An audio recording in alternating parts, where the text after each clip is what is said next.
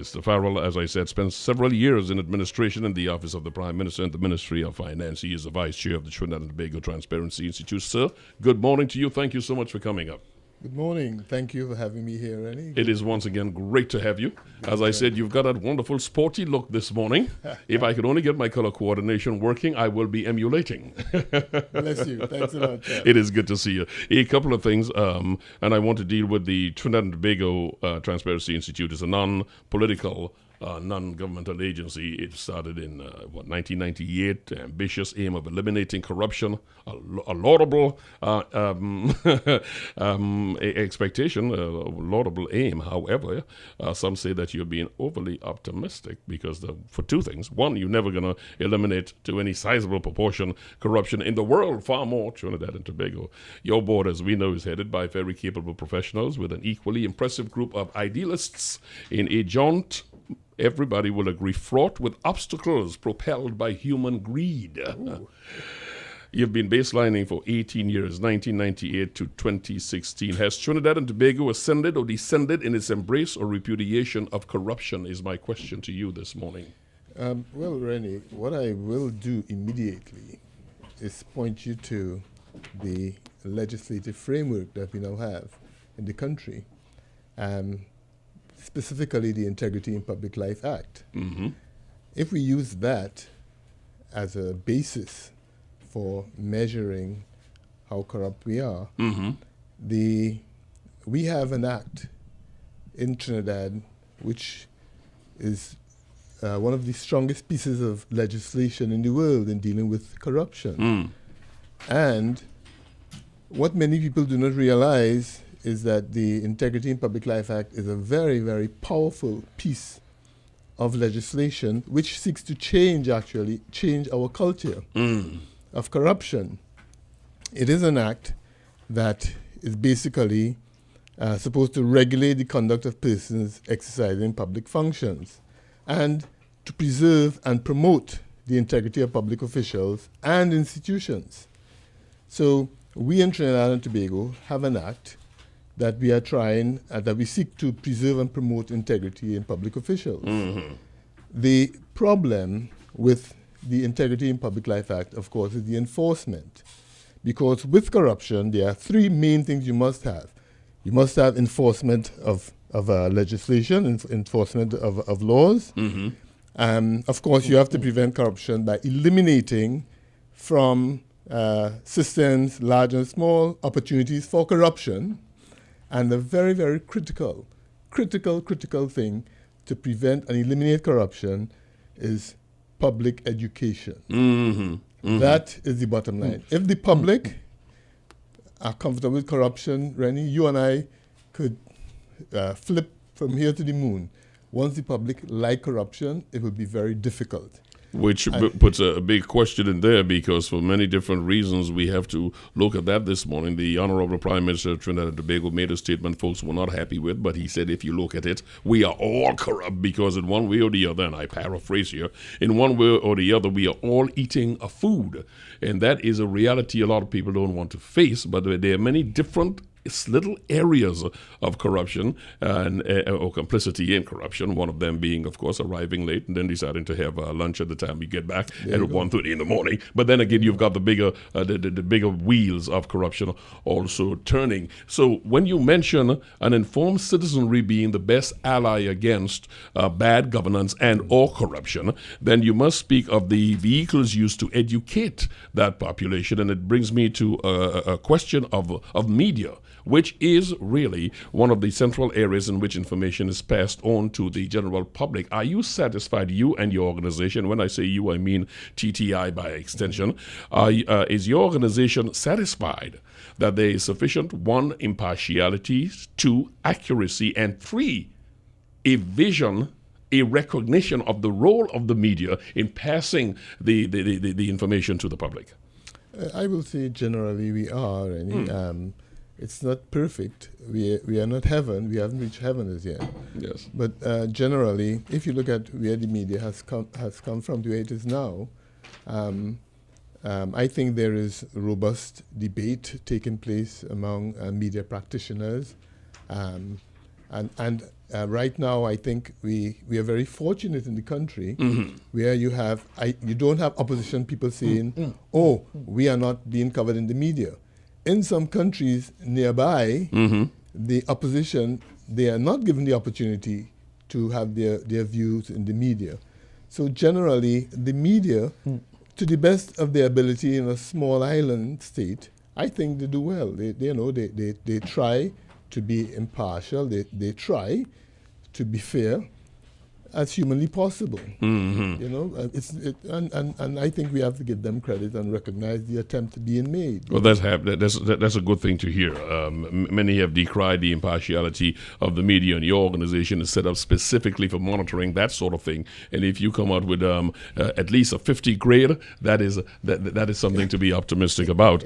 You speak in terms of the information being passed on to the public and the institutions we set up to assist organizations like yourself, well, to assist the country, which organizations like yourself will monitor, i.e. the Integrity Commission. Mr. Farrell has served on all the Integrity Commissions, which has been appointed since 1988. So specifically in that area, public confidence in this crucial institution has waned amidst charges of political invasion in the process. I think it would be useful to delineate, albeit with the limitation of time, what is the function of the Integrity Commission, sir? The function of the Integrity Commission, in a nutshell, is to make provisions for the prevention of corruption of persons in public life by providing for public disclosure, to, as I had said earlier, regulate the conduct of those persons exercising public functions, and to preserve and promote the integrity of public officials and institutions. Those are very noble goals, very, very noble goals. And from my experience as working to the registrar, Integrity Commission, with all the commissions, generally have been extremely worthwhile citizens, praiseworthy citizens. Who I have never, ever been in a commission where you did not, and that's from 1988 coming all the way forward, I would say all the commissions, if 90% of the decisions arrived by one commission, would have been reached by other commissions. When you look at 5 wise men and women sitting in a room, generally the decisions arrived at, from my experience, would have been the same, What, because you've been there from the beginning and you've been there through all, the perception of the public vis-a-vis the Integrity Commission has been ventilated often. It's all the way out there. My question to you is, in the area of confidence, the public confidence in this institution, how do we go about fixing the primary question that folks ask? Are they political, and why are they not functioning as we expect, which is with more haste and more disclosure? The commission is not political. It is appointed by the president. The commission reflects us, me and you. They come from Trinidad and Tobago. They do not come from Mars. They are our kith and kin. So they are as impartial and as fair as we would be, the average citizen. In Trinidad, we tend to point fingers and say, why isn't John and Jane behaving X, Y, and Z? When we behave X, Y, and Z, John and Jane, they mirror us. We, in Trinidad and Tobago, we get the people who percolate come from the citizens, come from us. They do not come from Mars.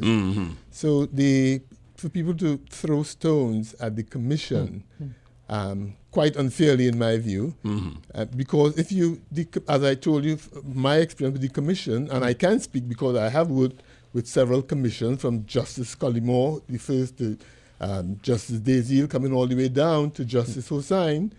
Generally, 90% of decisions made by one commission would have been made by all the others, from my experience with seeing seeing them deliberate on issues. But even though the dissent that was about 2 years ago ventilated in the public arena caused a lot of fracture in the confidence level of the citizenry and the organization. And when I made the point about the political invasion of it, incursion is what I should have said, because it is not that they are politically appointed. We understand the independence with which you clarified for us, but folks are feeling that because a partisanship has been showing itself in the Integrity Commission and some of the works that they've been asked to follow through on.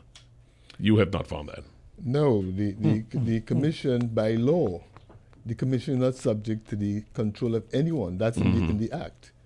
The commission is one of the most, and they guard their independence fiercely, believe you me, they guard their independence fiercely. Okay. We are talking about the anti-corruption forum that was held, seminar that was held recently by the organization who happened to be my guest this morning, Trinidad and Tobago Transparency Institute. We are joined by N.Gordon, secretary of that institute. She's a retired Foreign Service officer with 35 years of experience at the bilateral, regional, hemispheric, and multilateral levels. She's a director of the CARICOM and Caribbean Affairs Division. Was director of the CARICOM and Caribbean Affairs Division of the Ministry of Foreign Affairs.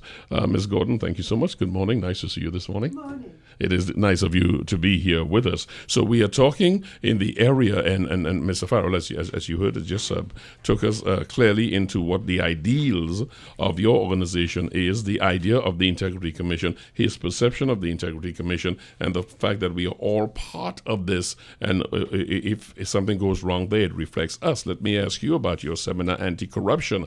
It has been said many times that we are all part of this corrupt situation we are looking at. I'm going to ask you if that was a consensus coming into and out of the seminar that you had. Yes. Well, the idea of breaking free from a culture of corruption, the idea is really that we don't subscribe to a culture of corruption, most of us. And the whole idea is that we wish to affirm a culture of good governance, of integrity, and of accountability. And the thrust of the conference was to look at ways in which one can make one's culture more one of integrity and accountability and transparency. How one can put oneself in that better place. So in this regard, we had speakers from within the Caribbean and also the former chair of Transparency International and the chair of the Secretary General of TI Norway. As we've said before, Norway consistently scores very well on the Corruption Perception Index and the Business Integrity. So what they were able is to give some pointers. It's not that every country has corruption, every country has problems. It's more a matter of the effectiveness with which you can deal with these. And this was where it was, those two speakers were particularly helpful in kind of pointing ways in which we can seek to improve our overall rating and our ability to combat corruption. The Transparency Institute of Trinidad and Tobago, the vice chair and the secretary we are talking to. Before we get back to Mr. Farrell, I want to ask you, coming out of the conference, I'd like to know, I know you had inputs from many, as you mentioned, international and local people, including an attendance by the Attorney General of Trinidad and Tobago. Coming out of the conference, however, what major policies would you say came out of it that would assist Trinidad and Tobago in keeping a good tab, accountability, and transparency in our public life? I'm going to ask Martin to answer that, because at the end of the conference, he made a number of recommendations as to the way forward. And it's our fortune to have him here. Yeah, yes, okay. based on what was discussed during the meeting. We had a declaration that was agreed to at the conference. We declared that we will act against corruption by passing and enforcing laws, strong laws. We declared that laws can change culture. Mm. As you know, Rennie, if there's a law to stop by a traffic light, and they stop, laws do change culture. We legislate behavior every time. Correct. Mm-hmm. We also, coming out of the conference, at the conference we launched a project for beginning integrity clubs in schools, Rennie. We at TTTI, Transparency, we have been looking at governance and the behavior of public officials. Mm-hmm. We decided, let us start with the children, because this is where it all begins. Yes. This is how you can start to effect long-term change in the culture, because we want to break the culture of corruption. And we have had fantastic response and feedback that, yes, this is the way to go. Let us start with the children. So the integrity clubs in schools is going to be the next initiative of the Transparency in association with the Integrity Commission and the National Parent Teachers Association. This is, and we think that is going to help transform the society. You're going to train the foal and forget about the horse that already left the barn. There you are. There you are. It's gone 19 minutes after 10 o'clock. You are having brunch, and we are talking to the Trinidad and Tobago Transparency Institute. I want to go into one of the attendees you had there, distinguished attendee. He was the Attorney General of Trinidad and Tobago. And, of course, the issue came up of whistleblower in legislation. Whistleblower in legislation. Whistleblower legislation. How optimistic are you that this very important component in bringing out wrongdoing in the public domain is being given the attention and the haste we have been hearing for some time that is on the burner? Well, I'm running out of gas, and the pot obviously is not boiling, does not seem to be boiling. So how optimistic are you at the Institute that what you heard from the Attorney General and what you have heard uttered and reiterated many times is in fact soon coming to fruition, which is real legislation for whistleblower? I am optimistic. I also recognize that it is taking a while, in the same way that the new procurement legislation is taking much longer than one anticipated to be fully operationalized. Yes, for the procurement legislation, there are a number of modalities, but it's taking long. And the whistleblower protection legislation, I do believe will be in effect before the general elections, the next general elections. I also think that the government probably has an interest from a political standpoint in getting it into place. Susan Gordon, you make a very good point. That's a voice you're hearing, by the way, listeners. Because oftentimes we want to get changes done, unmindful of the many things you have to put in place before you can actually start enforcing it. At the end of the day, I said to myself early, most of the work that's going to go on here for a while is going to be happening in the Attorney General's office. Work will be happening that we will not know anything of, because wherever you do have the legislation, it is either outdated and or the punishment is so minimal that it makes no sense pursuing it. Do we have the understanding, I ask you, the understanding which leads to the patience of understanding why these wheels turn so slowly? I don't know if the public as a whole has. I think that every citizen, if they think about the aspects of this legislation, or if they research it, any piece of complex legislation like this, if they research it, they're able to see for themselves the number of components required. On the other hand, it would probably be helpful if our governments generally adopted the practice of communicating more with the public in terms of what their policies are, the reasons for these policies, and the steps which are required to bring these into effect, so that all of the public will have a clear idea that this is, this can't be done overnight. This is a step-by-step, careful, staged process. And they'll understand what is involved and they can fully buy into it. It goes right back to what the point in concert you are with Martin earlier, Martin Farrell, who's the vice chair of the Institute. He said that, we've got to keep education at the top, at the burner. Without education, we are in fact going nowhere. Martin, I do want to ask you this. When we talk about corruption, we talk about people buying into an idea that this is for us all, it benefits us all. And I think that's the first selling point we have to get. However, it is difficult, you will concede, I believe, that when you have white-collar crime being sanitized the way it is, when you have white-collar crime receiving what seems to be cursory publication of the deeds and the extent of the misdeeds, but you see a person in what may be a violent crime taking one life, and you see that blown up to be the thing, or one person thieving of food with a $50,000, it's on lower level, and that person is made there as the poster child. But the man who is engineering the $200 million, you hear a word of it and then it goes away. Folks find it very difficult to buy into a system that seems to be selective and cherry-picking in its enforcement. Yeah, you're quite right, Rennie. And we have examples in the island, in the country, of huge white-collar crime, let's call it that, and we read the news and we see the PRCO issue and the CLICO, and these guys are not behind bars or anything. I mean, due process is taking place. Nevertheless, the public, the quote man on the street, looks at that and say, gee, my brother did so-and-so, a little small thing, and he makes prison and he's in jail. How come these guys who seem to be immune from getting... So those are the top, the leaders, and they are the leaders, tend to influence what goes on down below.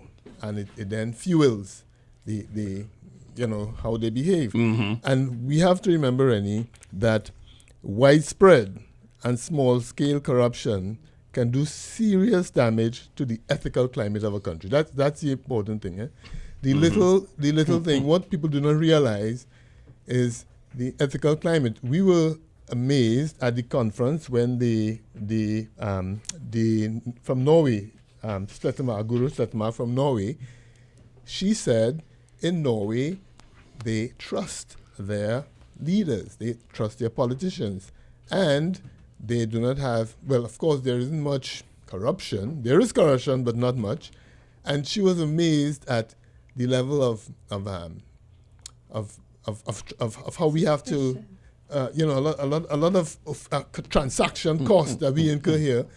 Generally, what you're saying, you need people to have a certain amount of ethic, and I don't know how you will legislate for that. Well, there are three areas that we have circled this morning that I believe, and you learned people will guide me on the right path. I have my Sunday morning slowness, and you will forgive me for that, because the three areas we identify here that I'm happy with is, one of them is information, informing the citizenry, primary. Second one is treating all crime as crime. And the third one is protection for whistleblowers. I think when we do that and circle around these three, whistleblowers, by the way, you did also have parallel with that the whole question of procurement legislation, which is interwoven, as we agreed earlier, interwoven with the whole question of campaign finance. So if we get all these things out in the arena and we talk about it and folks understand it, because that's one of the problems we have. When we conceived this program on a Sunday morning, we said, you know what, we could do Gotcha Radio and I can do some nice sensational things at the corner, but at the end of the day, you run away the people who are willing to see change because they don't want to be involved in a conversation of that nature, in addition to you not giving people context. So I think if we can have a way of having the public involved in all the sides of it and understanding it through learned persons like yourself, it would help a whole lot, because people end up being headliners. They read the headline and they can give you the whole story, albeit wrong, but they can give you the whole story. Yeah, you're quite right. There is public support. For the bottom line is, if we want to eliminate corruption, you need public support. And Suzanne intimated that she hinted where governments need to get the public behind what they're doing. We need to get public support to eliminate corruption. Otherwise, they will see it as something up there that doesn't apply to them. But we have to let them know how it will benefit them constantly. It has to become like a road march, beating corruption. We have to get in people's psyche, get into people. And we can do it, because there are countries small countries like Trinidad and Tobago, Singapore, an example, where you go and there is very little corruption, and they boast about it. The same way we boast about soca and boast about whining. In Singapore, they boast. When I went to Singapore, they boast they don't have corruption. And I say, what a wonderful thing for a country to boast about. You know, I was looking at the situation recently where the police officers tried to arrest somebody in South Trinidad, and people in the community came up and stopped the police from doing it. I'm saying that as a lead up to this. Sometimes in order to have that kind of boast, they call for draconian actions. In Singapore, as in China recently, they will sentence you to some long sentences that you're not coming out for a long time if they find you doing it. And so the complicity of our citizens is something that's very important. And complicity sometimes unwittingly, not knowing in fact that we should. Suzanne Gordon, Secretary, I see you shaking your head on that, please. No, I was just agreeing with you that everybody being on the same page is important. But I don't know the particular situation that you refer to, but it can be that in a community there's a perception of unfairness. Yes. So that may be why the members of the community rallied round. And if it was not only unfairness, it was also a suspicion that you were not as holy as you profess to be. In other words, questions about the police integrity and so on. And that is part of what your institute is. So I have to ask you, Suzanne, how can you, or what do you have to say to our listeners this morning for them to understand that they have a stake in the TTI? Having the right information, because an organization like yours monitoring and reporting is one thing, and seeking transparency is one thing, but as you would concur, all agencies, as in all individuals, benefit greatly when we have the input of other people working with us. How can the public work with your organization? Well, we'd be delighted to have more members of the public join. Our membership application is on our website, and it's very simple. You apply, and we consider the application at the next board meeting. And then members are welcome then to, even if they can't, be as active as they might want to, their specific areas of their interest, where they would like to help and be involved, we welcome. I've got 2 minutes only, but in the 2 minutes, I want to ask two things of you. One regards your 35 years experience in this in this business of public service, and I want to ask you if at some point there is a disconnect between experienced folks like yourself and the new normal that has been accepted because of the lack of transforming or transferring that experience and that sort of dedication, giving back, that public service feeling, that it is not just a job but a good feeling to do for your country.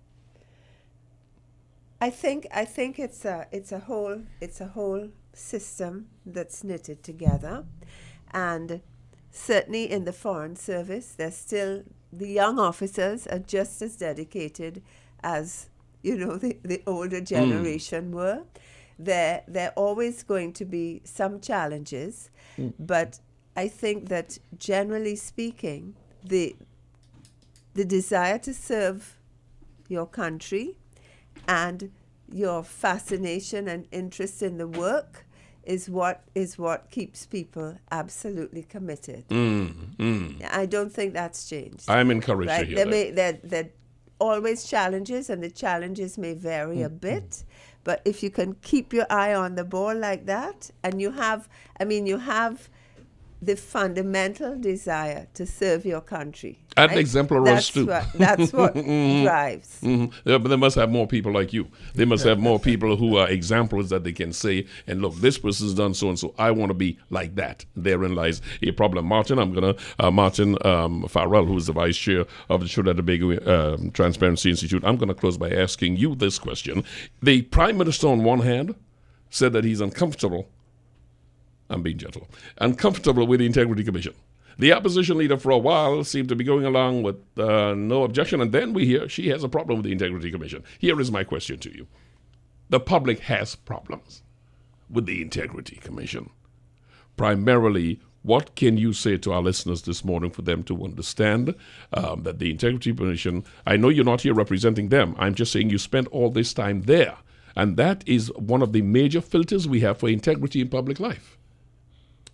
Yeah, Rennie, you are right. The public trust is crucial to the development of public support for the Integrity Commission. The public trust. And of course, the Commission has to work on that. But that is for the Commission to do. And they are there, and I'm sure they're going to address that.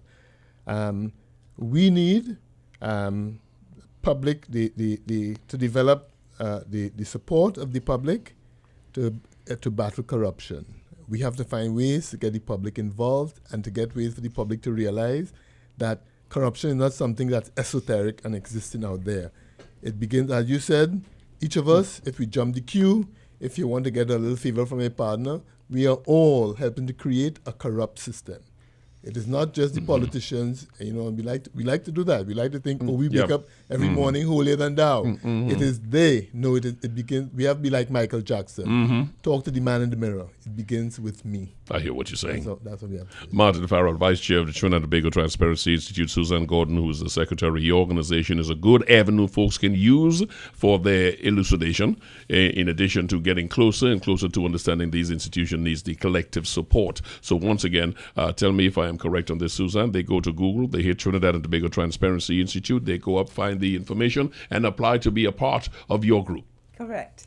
I thank you both for taking time on a Sunday morning. Thank you. Pleasure as always. Truly appreciative. All right.